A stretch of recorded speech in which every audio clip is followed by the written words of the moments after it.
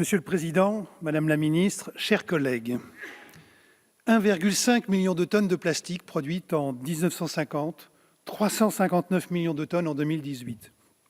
Nous rejetons chaque année l'équivalent de notre poids corporel. Et cette production devrait doubler en 2050. 100 milliards de bouteilles en plastique fabriquées chaque année sur notre planète. Autant de microplastiques dans l'air au pic du Midi, au cœur des Pyrénées, qu'à Paris. 150 millions de tonnes de plastique dans les océans. Un continent de plastique de 3,5 millions de kilomètres carrés, appelé 7e continent, grand comme 6 fois la France, et ce n'est que la partie visible de cet iceberg. Plus de plastique que de poissons dans les océans en 2050. Un coût sanitaire annuel de 163 milliards d'euros pour l'Europe. Nous ingérons, chers collègues, chaque année 5 grammes de plastique, soit l'équivalent d'une carte de crédit. Ces quelques chiffres devraient nous donner le vertige.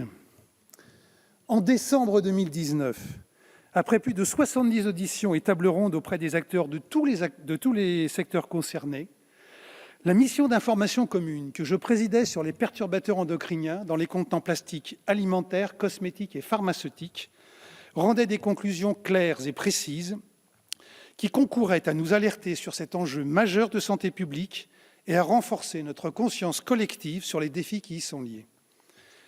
Salué à l'unanimité des députés des deux commissions, Développement durable et aménagement du territoire et Affaires sociales et santé, ce rapport montre clairement que les additifs aux matières plastiques, dont certains sont des perturbateurs endocriniens, peuvent migrer dans le contenu de façon plus ou moins importante selon plusieurs facteurs.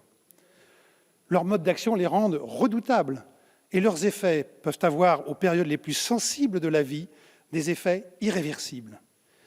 L'impact des perturbateurs endocriniens sur notre santé est désormais démontré et leur lien avec de nombreuses pathologies est établi, tels que les cancers, l'obésité, le diabète, les maladies thyroïdiennes, les troubles de la fertilité, les malformations génitales, les maladies neurodéveloppementales, et j'en passe.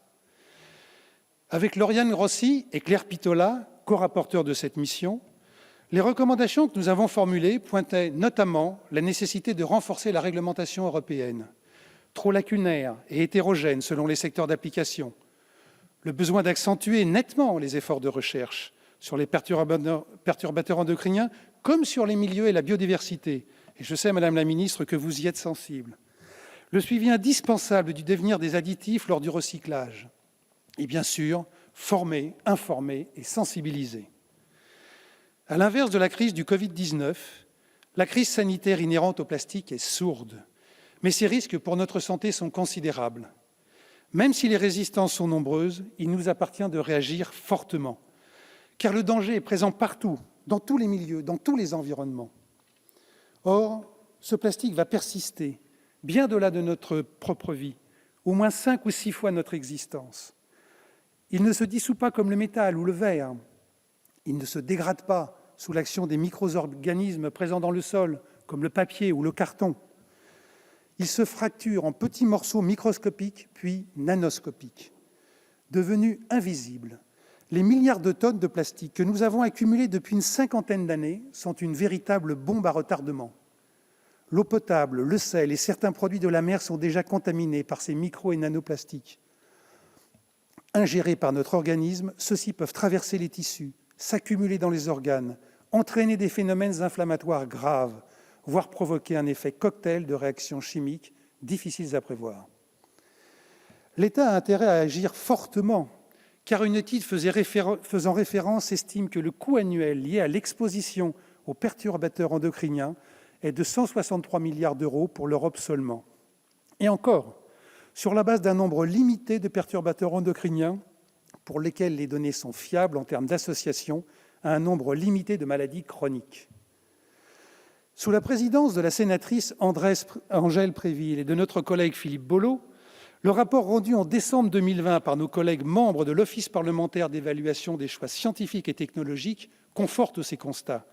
Et ces recommandations s'inscrivent dans la même logique. Il est donc urgent d'agir, et ce au niveau national, européen et international, car l'exposition est multifactorielle et aucune législation ne recherche ni n'embrasse dans sa totalité. Lors des débats sur la loi climat, les députés Les Républicains ont présenté un contre-projet qui appelait notamment à faire de la recherche sur les perturbateurs endocriniens une priorité sanitaire afin de protéger la santé des Français. Dans la continuité, le projet des Républicains pour la France 2022 identifie notamment la lutte contre les pollutions et la réduction des déchets comme une des 30 priorités majeures, avec une attention plus particulière au plastique. C'est pourquoi nous nous félicitons de la prise de conscience collective qui se manifeste aujourd'hui, et les députés Les Républicains voteront en faveur de cette proposition de résolution avec enthousiasme.